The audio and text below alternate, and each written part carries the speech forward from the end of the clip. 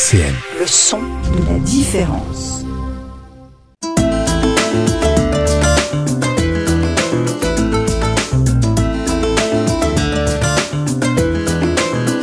Les masques tombent sur RCN. Bonjour à tous et bienvenue dans Les Masques tombent, l'émission où on parle de culture et de vie associative dans la métropole du Grand Nancy. Vous pouvez nous retrouver en vidéo sur YouTube et en podcast sur le site de la radio www.rcn-radio.org. Aujourd'hui, je reçois Mouloudji, un auteur, compositeur et interprète. RCN, Les masques tombent, Elisa Gautron. Bonjour. Bonjour Elisa. Tu vas bien ? Oui, très bien, merci. Est-ce que tu peux te présenter un petit peu pour ceux qui ne te connaissent pas ? Mouloudji, donc c'est mon nom d'artiste, je suis auteur, compositeur et interprète. Je fais de la musique depuis à peu près une vingtaine d'années. Je suis passé par l'école du conservatoire en région parisienne, à Argenteuil. Ouais. Et je sors des projets depuis environ 5 ans. Et là, c'est le 5e et le premier album, co-album en fait, avec un compositeur qui s'appelle Mushika, avec lequel je travaille cette année. D'accord. Et comment est-ce que tu as commencé à faire de la musique ? Ça a été, je pense, j'ai baigné dedans plutôt au niveau de l'adolescence. J'écoutais beaucoup de vinyles de mes parents. Ensuite, j'ai commencé à en faire un peu à l'école. Et ensuite, c'est resté. Et je me suis inscrit au conservatoire. J'ai passé le concours d'entrée, je l'ai réussi. Au départ, je l'avais passé en classique. J'ai pas été pris. J'ai été pris en chant musiques actuelles et j'ai pu développer mes qualités d'écriture. Enfin voilà, devenir je sais pas si le mot artiste est adéquat, mais devenir en fait quelqu'un qui maîtrise son outil, sa voix. D'accord, donc tu t'es inscrit au conservatoire, qu'est-ce que tu as eu comme cours de la technique vocale, comment être sur scène, comment aussi ce qu'on doit faire en tant qu'artiste, des techniques d'écriture. En fait, c'était assez large et assez ouvert, parce qu'on dit souvent que c'est rigide en fait comme école, et là c'était plutôt tout le contraire, c'était assez ouvert, on avait un cadre, mais en même temps je me sentais assez libre pour créer et puis pour être moi-même en tant que chanteur. D'accord, oui, parce qu'on pense toujours au conservatoire vraiment très, très strict, très carré.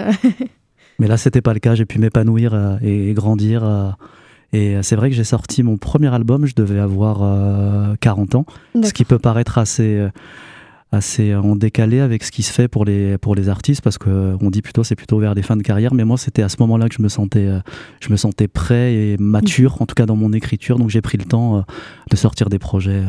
D'accord. Et qu'est-ce qui s'est passé après le conservatoire ? Qu'est-ce que tu as fait ? Il y a le temps de l'écriture, de la création, mais il y a le temps de la vie, et moi c'était plutôt ma priorité, j'avais des priorités, d'autres choses à construire sur le plan de la famille.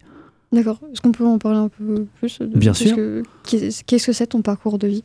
Mon parcours de vie, c'est que j'ai fait donc l'école de musique. Ensuite, j'ai travaillé assez tôt. Je me suis occupé d'élèves en situation de handicap. J'ai fait des études de lettres modernes aussi à côté. Et j'ai travaillé aussi dans un hôpital. En fait, j'ai l'impression, là, en parlant de ça, d'avoir eu plusieurs vies, en fait. Une vie différente. Et à un moment donné, la musique, elle m'a rattrapé. J'ai essayé de lui tourner le dos, mais elle m'a toujours rattrapé, en fait, dans ma vie. Et à un moment donné, elle a pris pratiquement toute la place. Là, aujourd'hui, elle prend quasiment, elle m'a annexé. Voilà. J'ai l'impression d'être un pays totalement envahi. Mais oui, c'est ça. D'accord. Et qu'est-ce qui te plaît autant dans la musique pour qu'elle revienne à toi comme ça ? En fait, j'ai le sentiment vraiment qu'elle fait partie de moi. C'est la première chose à laquelle je pense le matin en me levant. C'est écrire. En fait, je vais travailler, mais avant, j'ai un temps que je me suis accordé pour l'écriture. Je suis un élève tôt, même très tôt. Ouais. Donc c'est un peu ma routine. Je me lève, j'écris, ensuite je vais travailler.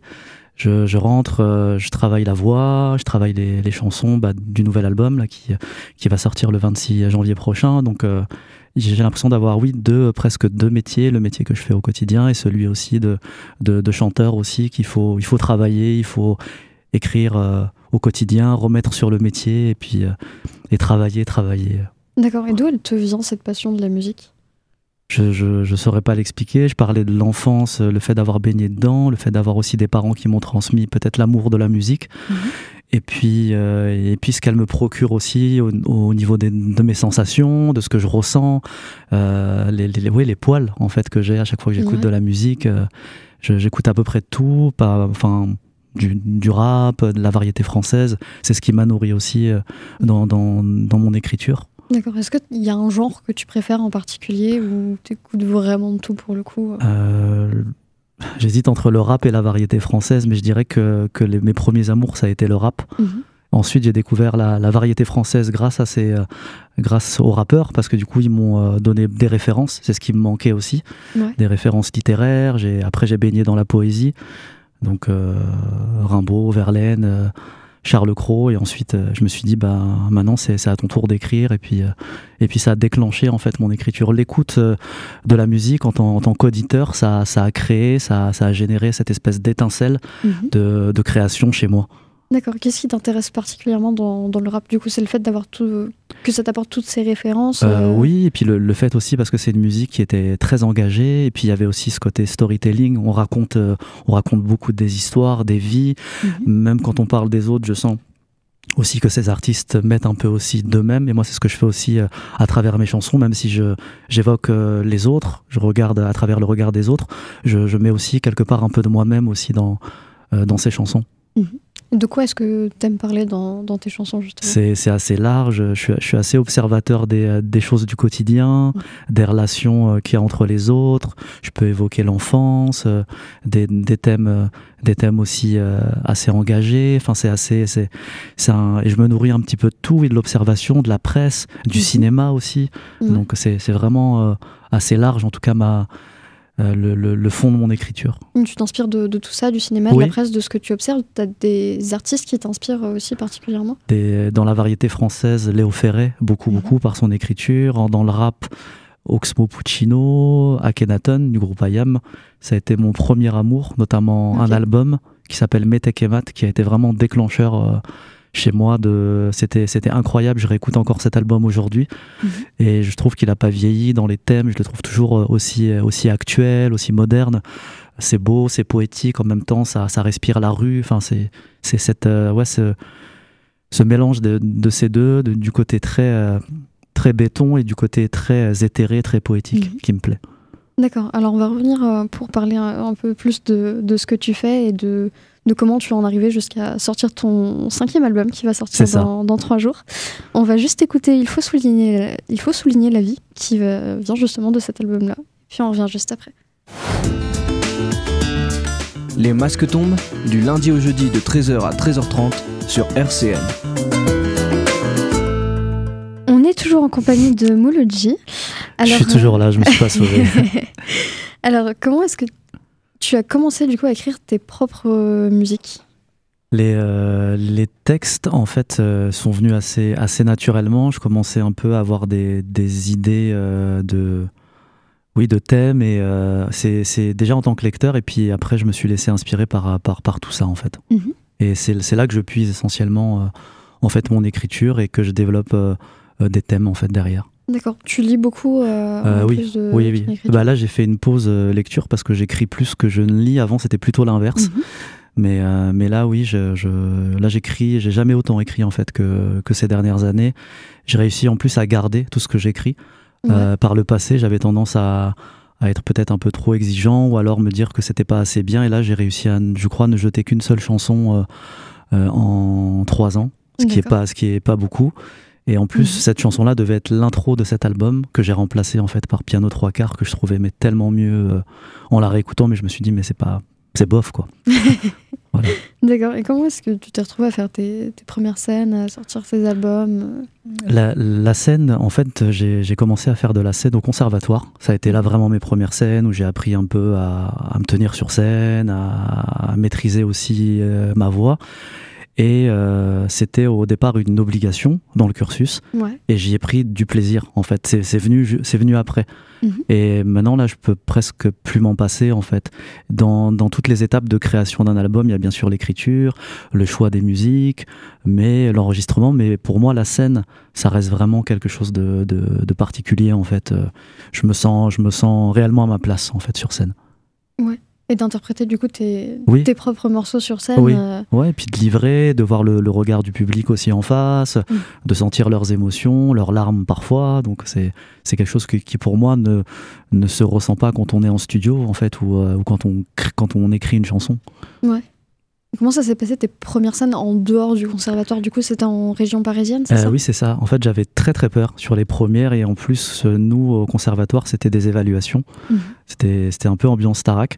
Mais du coup, là, maintenant que j'ai moins ce poids de la note ou de la validation du diplôme, je me sens assez libre. J'ai toujours cette appréhension avant la première chanson. Ça, c'est pas parti, même avec les années, même avec l'expérience. Mais une fois que la première chanson est passée, ensuite, j'ai plus peur, la peur disparaît. Mais j'ai besoin d'un titre pour pouvoir outrepasser ces peurs. D'accord. Et après avoir joué pas mal en région parisienne, tu es venu en Lorraine. Pourquoi ce choix? En fait, j'ai suivi mon épouse, qui est originaire de la région.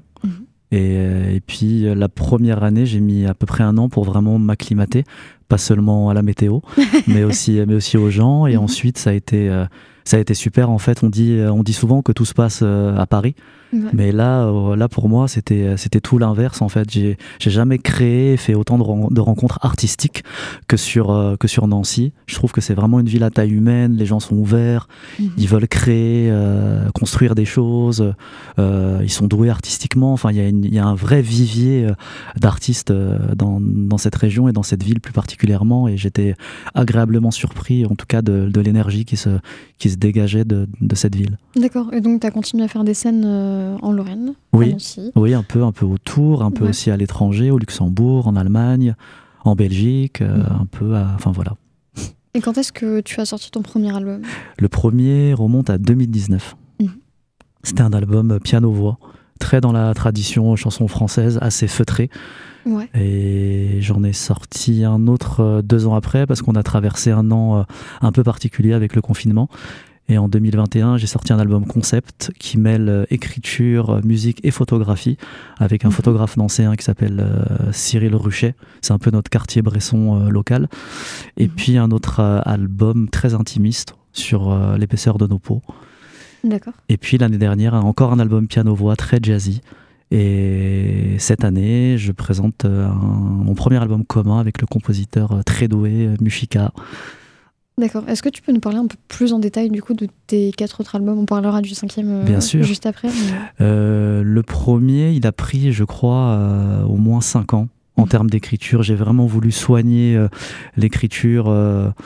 Parfois, ça me torturait même la nuit. Je me réveillais pour changer un mot, un article. Et c'était des thèmes qui me tenaient à cœur. Peut-être pas encore très personnels. Et puis le deuxième, Rythmique, c'était un album très à la fois rap et électro. J'ai travaillé avec le compositeur Lionel Soulchildren, qui a travaillé avec de nombreux rappeurs. Il a travaillé avec Diams, Youssoupha, Kenaton, Sofiane Pamar, Silla. Donc vraiment c'était une chance de pouvoir travailler avec lui, avec ce grand compositeur. Ensuite, j'ai fait un album avec un compositeur électro, et j'ai travaillé aussi avec un artiste, un grand pianiste qui malheureusement n'est plus là, qui est décédé très tôt à 27 ans, qui s'appelle Riwan Amnouch, qui avait composé la moitié de mon premier album et qui a travaillé avec moi aussi sur l'épaisseur de nos peaux. Et l'année dernière, j'ai sorti un album totalement jazzy avec le pianiste Pierre Brouan, qui a composé tout l'album. D'accord. Et donc à chaque fois tu t'entoures d'une équipe, tu fais pas ça tout seul, évidemment. Et puis j'essaye de renouveler aussi à chaque fois un peu le style dans chaque projet, sinon j'aurais ce sentiment de refaire constamment la même chose. Oui, tu ne dois pas faire que le même style à chaque fois. Pas forcément, même là. C'est pas quelque chose qui t'intéresse? Non, j'ai envie à chaque fois de me renouveler, à la fois dans l'écriture et aussi musicalement. Et de proposer du coup quelque chose de différent au public? Oui, c'est ça. Et donc tu as tourné donc, avec ces 4 albums, tu as fait pas mal de scènes aussi? Oui, aussi un petit peu dans la région, et puis un peu à l'étranger. D'accord. Aussi. Et c'est quoi ton univers musical? Qu'est-ce que tu aimes aborder dans tes musiques? J'aime bien parler, ça fait un peu cliché, mais des relations amoureuses. Mais j'essaye d'amener ce thème-là avec mon regard et mon prisme. Quand je vais évoquer la relation à l'autre, je vais parler d'un amour essuie-glace, par exemple. Et je sais qu'il y a tellement de chansons qui ont été écrites sur ce thème-là. Je me dis, en fait, ce qui fait la différence, c'est pas forcément le thème, mais plutôt le regard qu'on porte dessus et la manière dont on le porte avec sa sensibilité, avec son écriture, et je travaille énormément les textes, et en général c'est ce qui vient en premier. C'est d'abord les mots, et ensuite je choisis la musique, et en général ça se fait dans ce sens-là. C'est arrivé que ça se fasse dans le sens inverse, mais c'est plutôt rare. D'accord. Et qu'est-ce que tu préfères en soi dans l'écriture des musiques? C'est trouver la bonne rime, trouver la bonne image, de se dire que cette phrase-là, elle est forte, elle va provoquer quelque chose chez l'autre, une sensation, une émotion. De trouver la juste, de travailler aussi les sonorités, de se dire qu'à l'oreille, elle va bien sonner cette phrase, de faire claquer la langue un peu française. On dit souvent qu'il n'y a que l'anglais qui résonne, mais... Je pense à des artistes comme Claude Nougaro, Michel Legrand, qui avaient cette facilité à faire claquer la langue française. D'accord. Donc toi, ce que tu fais, on va dire en termes de style de musique, c'est donc du slam? Oui, c'est ça. Est-ce que tu peux expliquer un petit peu ce que c'est pour ceux qui ne connaîtraient pas trop? C'est ce qu'on a en anglais, c'est du spoken word, c'est-à-dire du parler en fait. C'est un peu, et moi j'ai le sentiment d'être un peu dans le slam, mais aussi d'être un peu à la lisière de la chanson. Je me considère plutôt comme un peu à la fois un slammer et un chanteur, plutôt en entre-deux en fait. D'accord. Mais oui, c'est par là que j'ai commencé, parce que je trouvais que mon message sonnait mieux, en tout cas dans ma voix parlée. Et là, depuis quelques albums, depuis notamment le dernier, j'amène aussi un peu de chansons, aussi que je mêle aussi au parler. D'accord. On va revenir pour parler justement de ton album. On va écouter Piano 3/4 et puis on revient juste après.